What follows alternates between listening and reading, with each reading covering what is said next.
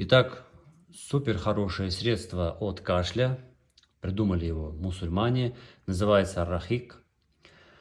Это средство, которое в составе имеет масло. Самый главный компонент — это масло черного тмина. Масло черного тмина, кунжутное масло, потом ментол, анис, ромашка и эвкалипт. То есть это что? Это от кашля.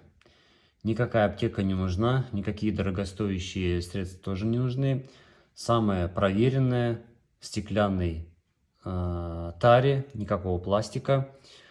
Приятное на вкус, даже дети могут его пить. И в инструкции также сказано, что детям тоже можно.